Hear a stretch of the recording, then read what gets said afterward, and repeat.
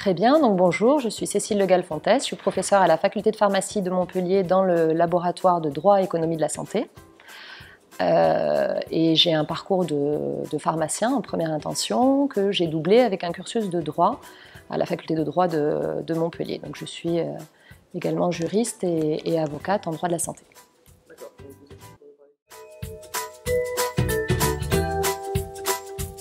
Alors, le métier d'affaires réglementaires, c'est un métier qui est très transversal, qui permet de vérifier la conformité de tous les actes pharmaceutiques aux normes, aux textes réglementaires. Donc c'est un métier bien évidemment où il y a un aspect de contrôle réglementaire, mais c'est aussi un métier qui est à l'interface avec beaucoup d'autres départements, beaucoup d'autres services de l'industrie pharmaceutique, puisque le pharmacien affaires réglementaires est en contact avec les différents services de recherche et de développement pour alimenter un dossier CTD, pour s'occuper de l'enregistrement du dossier CTD, et puis en termes de market access, il est également en lien avec le service marketing pour vérifier la conformité des documents publicitaires, ou avec la pharmacovigilance, ou encore avec le terrain pour récupérer toutes les données cliniques qu'il a besoin dans l'alimentation du dossier remboursement ou du dossier prix.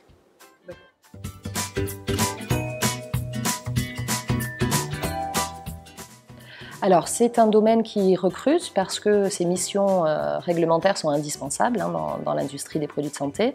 Alors, je dis volontairement industrie des produits de santé pour ne pas focaliser uniquement sur le médicament, puisqu'il y a d'autres produits de santé que les médicaments où les postes d'affaires réglementaires sont aussi présents. Je pense aux dispositifs médicaux notamment, dont le marché est exponentiel. Il y a de plus en plus de postes pour les pharmaciens affaires réglementaires dans le domaine des dispositifs médicaux ou encore dans la filière des cosmétiques. Donc, c'est un secteur qui recrute parce que c'est un poste indispensable dont on ne peut se passer, qui est vraiment pivot du fait de sa transversalité et qui ne peut pas être sous-traité à un autre organisme tiers. Donc chaque entreprise doit recruter des chargés d'affaires réglementaires. Alors, les missions sont plus ou moins vastes selon la taille de l'entreprise et un chargé affaires réglementaires dans une petite ou moyenne entreprise peut être chargé de tout ce qui a trait au réglementaire et ça passe de la recherche et du développement jusqu'au market access avec toutes les notions de remboursement et de fixation du prix, en passant par le contrôle publicitaire ou la pharmacovigilance ou la médico-économie, les études d'efficience en médico-économie, donc ça peut être un rôle très très global. Puis bien évidemment dans les gros groupes, les tâches sont beaucoup plus sectorisées et un pharmacien affaires réglementaires, il peut être affecté à l'enregistrement national du médicament ou à l'enregistrement international, il va s'occuper d'export du médicament, ou encore à un poste uniquement de contrôle pub, ou à un poste de pharmacien pharmacovigilance, ou à un poste qui sera panaché avec l'assurance qualité, parce que ce sont deux spécialités qui marchent très bien ensemble. Voilà, donc en fonction de la taille de l'entreprise, un chargé d'affaires réglementaires n'aura pas le même métier, il pourra être très spécialisé, ou au contraire avoir des tâches vraiment diverses.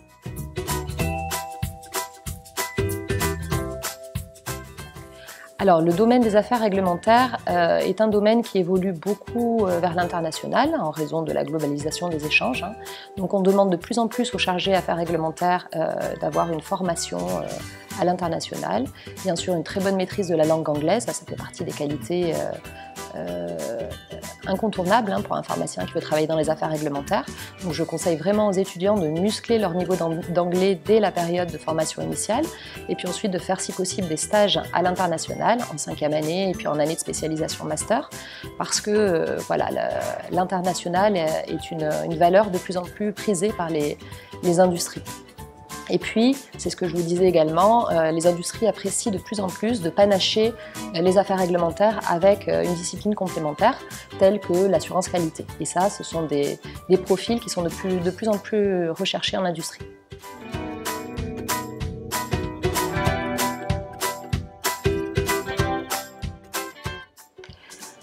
Alors, du fait que ces postes sont incontournables dans la pratique des choses, ça n'a aucun impact sur le recrutement des pharmaciens affaires réglementaires. Après, ces scandales sanitaires ont un impact général et global sur le métier de pharmacien, sur l'industrie pharmaceutique en général. Donc, on ne peut pas dire qu'il y a un impact zéro, mais en termes de recrutement, ce qui intéresse beaucoup les étudiants qui nous regardent, il n'y a pas de réel impact.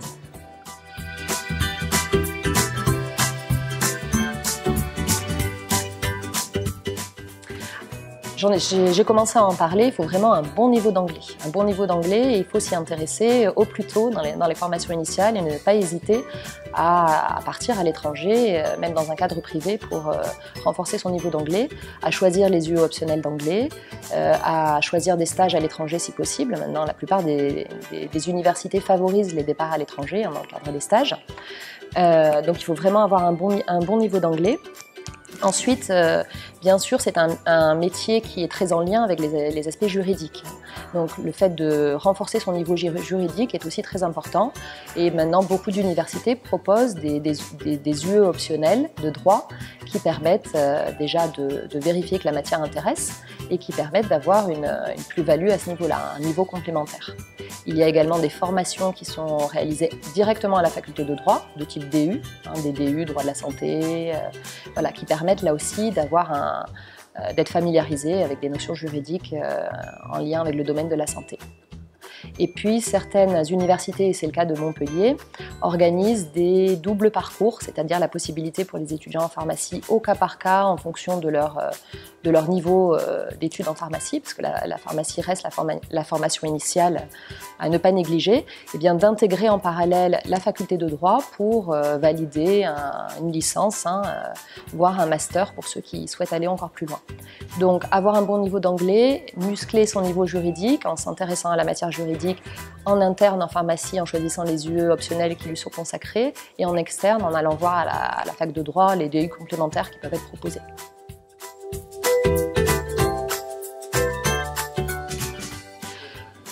Un projet professionnel déjà mûr, déjà bien réfléchi et une motivation bien sûr. C'est un métier, je crois qu'il faut se battre un peu contre le cliché des affaires réglementaires qui très souvent sont opposées au marketing qui est censé être la discipline dynamique, l'amour. Les affaires réglementaires, c'est vraiment un métier de contact, d'échange avec tous les services de l'industrie pharmaceutique et il faut avoir cette appétence pour les échanges, pour la synthèse. Même si en parallèle, c'est un métier qui nécessite d'aimer le réglementaire et voilà, puisqu'il y a toute cette notion de vérification de la conformité aux normes.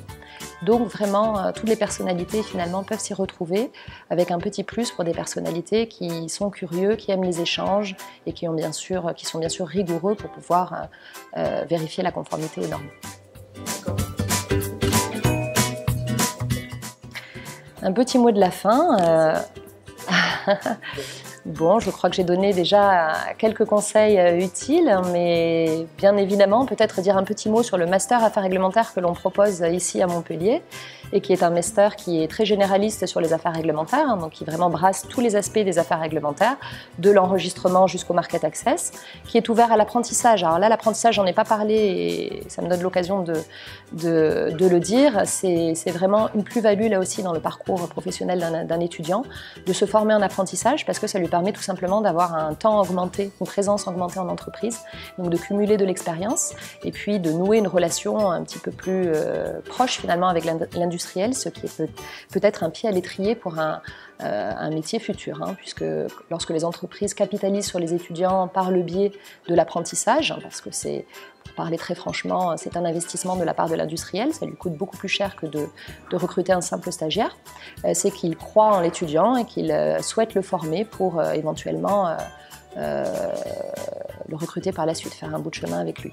Donc c'est un double bénéfice pour l'étudiant qui augmente son expérience de terrain et pour l'entreprise qui connaît bien son futur salarié. Et enfin, dernier mot sur le master d'affaires réglementaires, c'est un master très tourné vers l'international puisqu'on est le seul master affaires réglementaires en France à proposer une mobilité au Canada d'enseignement. C'est-à-dire que les étudiants peuvent se déplacer 4 mois au Canada pour suivre des cours de réglementation nord-américaine. Et puis on a beaucoup de stages qui sont proposés également à l'international, à San Francisco, au Royaume-Uni, à Shanghai. Donc voilà, si on doit retenir quelques points saillants du master de Montpellier, c'est l'international, l'apprentissage et le fait que c'est un master très généraliste qui permet de toucher à tous les métiers des affaires réglementaires.